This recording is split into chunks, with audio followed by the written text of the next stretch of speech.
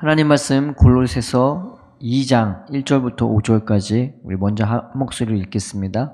내가 너희와 라오디게아에 있는 자들과 물론 내 육신의 얼굴을 보지 못한 자들을 위하여 얼마나 힘쓰는지를 너희가 알기를 원하노니 이는 그들로 마음의 위안을 받고 사랑 안에서 연합하여 확실한 이해의 모든 풍성함과 하나님의 비밀인 그리스도를 깨닫게 하려 함이니 그 안에는 지혜와 지식의 모든 보화가 감추어져 있느니라. 내가 이것을 말하면 아무도 교묘한 말로 너희를 속이지 못하게 하려 함이니 이는 내가 육신으로는 떠나 있으나 심령으로는 너희와 함께 있어 너희가 질서 있게 행함과 그리스도를 믿는 너희의 믿음에 굳건한 것을 기쁘게 봄이라. 아멘. 오늘 말씀에서 골로새서 1장을 먼저 요약해 보자면요. 1장에는 사도 바울의 인사말이 이 골로새 교회를 향한 인사말이 있고요. 그 다음에 이 골로새 교회의 그 모습을 보고서 사도 바울이 자기가 심은 교회도 아니고 자기가 성장시킨 교회가 아님에도 불구하고 그 골로새 교회가 아름답게 성장하는 모습을 보면서 하나님께 감사하는 이 사도 바울의 모습이 그려져 있습니다. 그리고 9절에서 12절까지는 그런 골로새 교회를 향한 이 사도 바울의 기도가 7가지 기도가 적혀 있고요.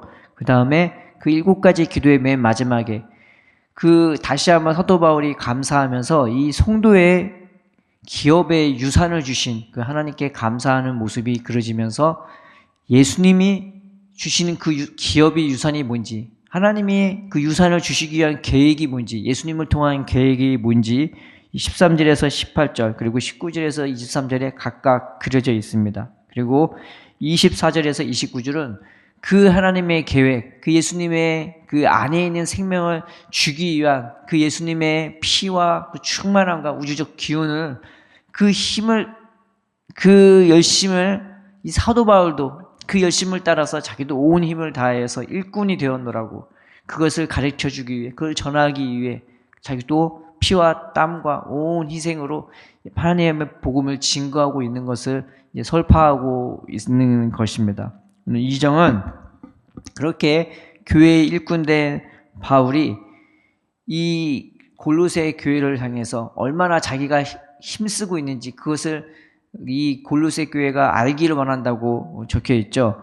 근데 골로새 교회만 아니라 그 골로새 교회에 다른 교회가 같이 있다고 말을 했었습니다. 하나는 라오디게아, 하나는 히에라볼리 교회인데 이 세 교회가 각각 이 지역이 같은 일을 하는 지역이에요. 그래서 둘 다 이 검붉은 양모로 유명한 이 섬유 공업으로 유명한 곳입니다. 그런데 이 세 교회를 같이 묶으면서 이 격려하고 있는 이 사도 바울의 모습이 있습니다. 내가 너희와 라오디게아에 있는 자들과 물은 내 육신의 얼굴을 보지 못한 자들을 위하여 이게 세 교회를 포함할 수도 있고 아니면 히에라볼리 교회를 말할 수도 있는 것이죠.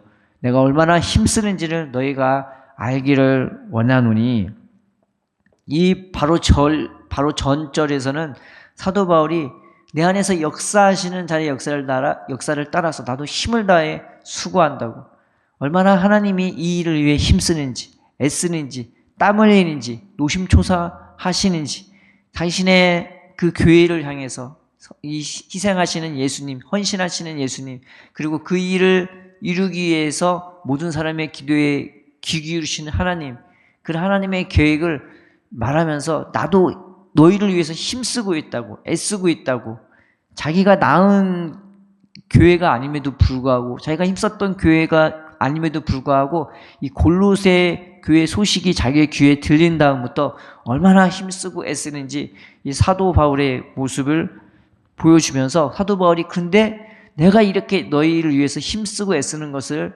너희가 알기를 원한다고 나와 있습니다. 이건 공치사가 아닙니다. 이거는 자기를 자랑하기 위한 것도 아니고 자기를 높이기 위한 것도 아닙니다. 그런데 왜 그를 너희가 알기를 원하느냐? 2절에 그 이유가 있습니다. 이는 그들로 마음의 위안을 받고 사랑 안에서 연합하여 확실한 이해의 모든 풍성함과 하나님의 비밀인 그리스도를 깨닫게 하려 함이니라. 그저 말로만 하나님의 복음을 전하는 이 사도 바울이 아니라 얼마나 자신을 희생하면서 헌신하면서 투쟁하면서 그 감옥에 갇히면서도 이 교회에 선한 영향을 끼치는 사도 바울의 모습이 이 골로새 교회한테도 놀라운 위로를 주는 거예요.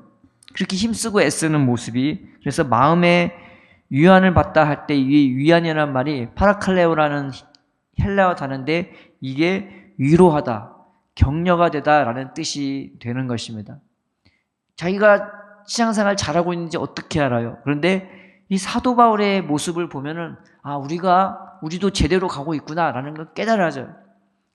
갔던 그 사도 바울의 길은 믿음의 길이고 참된 평안의 길이고 참된 생명의 길이에요. 세상에서 봤을 때는 왜 저렇게 살아? 왜 저렇게 쓸데없이 고생하고 저렇게 저 복음을 위해서 고생한다고 하면서 본인이나 잘하지라고 생각할지 모르겠지만 교회에서 볼 때는 그 복음 전파하는 것을 위해 감옥 가는 것도 무릅쓰고 주저하지 않는 사도 바울의 모습이, 그 믿음의 모습이 얼마나 아름다운지, 얼마나 강력해 보이는지, 또 하나님과 함께하는 그 모습이 이 성도들의 그 눈과 귀에는 아름답게 경이롭게 보인단 말이에요. 그러면서 자기 자신의 모습을 비추면서 우리도 이 믿음의 길을 제대로 가고 있는 것이구나 라는 깨달음이 돼요. 또 하나는 그것이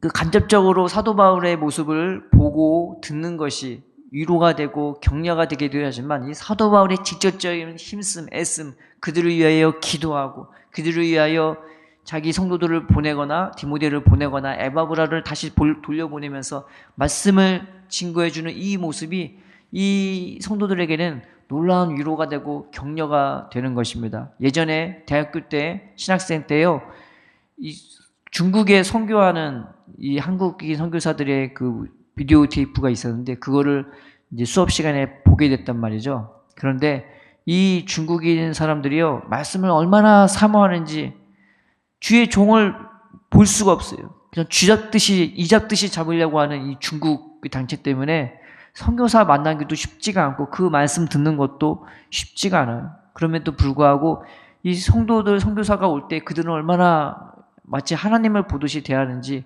그것이 이 성도들에게는 놀라운 위로가 되고 격려가 되는 거죠. 그들의 예배드리는 모습을 봤는데 세상에 천국이라면 아마 그런 곳이 아닐까라는 생각이 들 정도였습니다.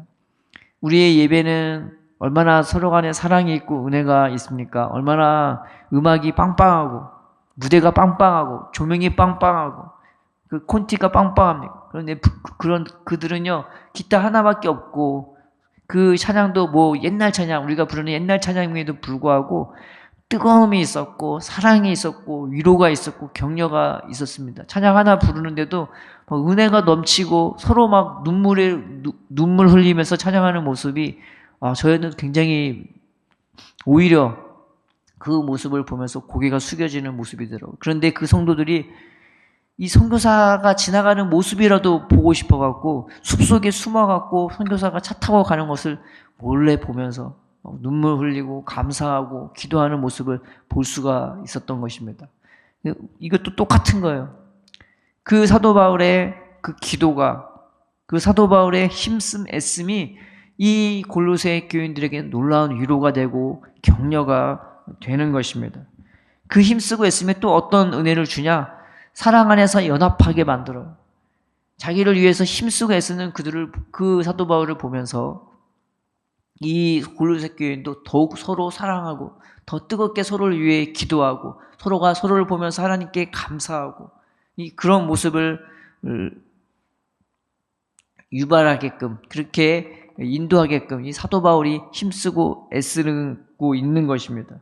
또 확실한 이의 모든 풍성함과 하나님의 비밀인 그리스도를 깨닫게 하려 함이니 그저 하나님을 이게 머리로만 믿고 머리로만 풍성해지는 그게 아니라 마음이 뜨거워지고 마음이 내가 넓어지고 그 사도 바울의 힘씀, 애씀, 피 흘림, 땀 흘림 그 수고와 그 희생과 헌신이 이 사람들의 심령의 그 이해력을 마음을 더 뜨겁게 더 넓혀 주는 겁니다. 그러면서 예수님을 깨닫게 만들, 그리스도를 깨닫게 만들, 하나님의 사랑이 이와 같은 거구나. 주님이 나를 이렇게 사랑해 주시는구나. 주님이 나를 위해서 이렇게 애쓰시고 우리를 가만히 내버려 두지 않는구나라는 것을 깨닫게 함으로써 그들이 이렇게 사랑 안에서 더 풍성하게, 더 확실하게 만들어주게 되는 것입니다.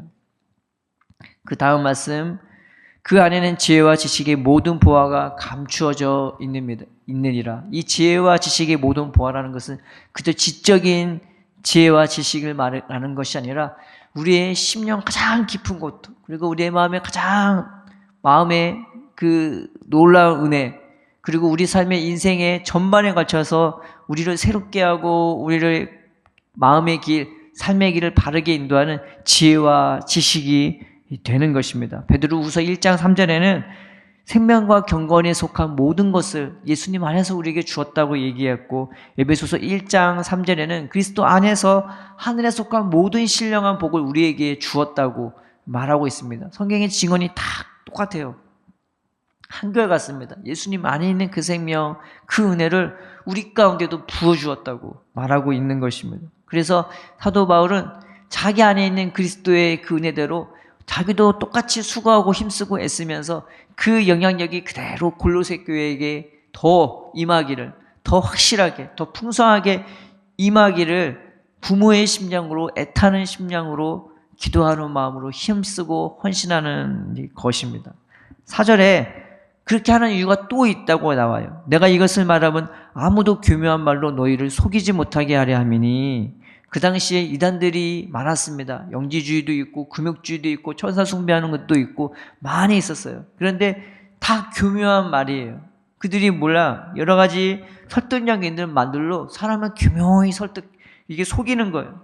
궤변을 지신처럼 가장해서 여러 가지 미사여구를 통해 어이없는 말들을 통해 사실 말이 안 되는 것임에도 불구하고 사람의 이성을 마비시키든지 감정적으로 호소하든지, 그렇게 해서 사람의 마음을 돌이켜서 오히려 마음을 어떻게 만드냐?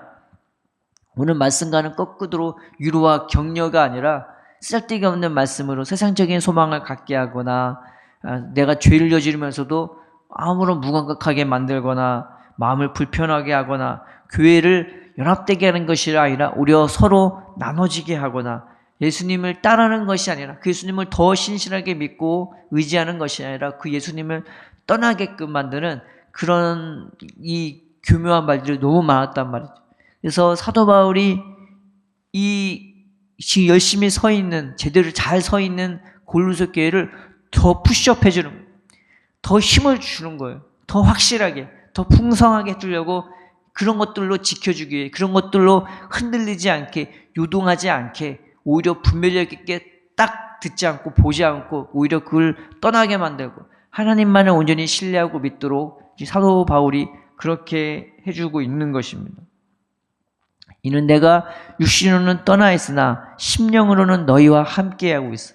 그냥 일거수일투족의 온 마음과 신경이 다 가 있는 사도 바울의 모습을 우리는 알 수 있는 것입니다. 자기가 심은 교회도 아니고 자기가 성장시킨 교회가 아님에도 불구하고 이 골로새 교회에서 에바브라를 파송해서 이 사도 바울에게 보냈을 때, 그 골로새 소식을 증거해 줬을 때, 그 지금 잘 자라고 있는 어린아이 같은 그 교회를 더 자랄 수 있도록 더 애타하면서 부모의 심령으로서 늘 그 교회에 한 마음으로 한 뜻으로 관심을 갖고 있는 이 사도 바울의 모습이 이 단어로 적혀 있죠. 내가 심령으로는 너희와 함께 있어. 내가 늘 너의 마음에 있고 늘 너를 위해 기도하고 있고 너가 잘 됐지 안 됐지 늘 노심초사하면서 내가 늘 너희의 소식에 귀를 기울이 있고 온 마음이 다 가 있는 사도 바울의 모습이 여기 있는 것입니다. 왜 그래요? 너희가 질서 있게 행함과 그리스도를 믿는 너의 믿음이 굳건한 것을 기쁘게 봄이라. 여기서 질서 있게 행한다는 질서는 군대의 질서인 거예요. 그러니까 이 골로새 교인의 성도 한 명 한 명이 다 군인처럼 잘 서 있는 거예요. 그들도 확실하게 서 있단 말이에요. 또 그리스도를 믿는 너의 믿음이 굳건한 것을 기쁘게 봄이라.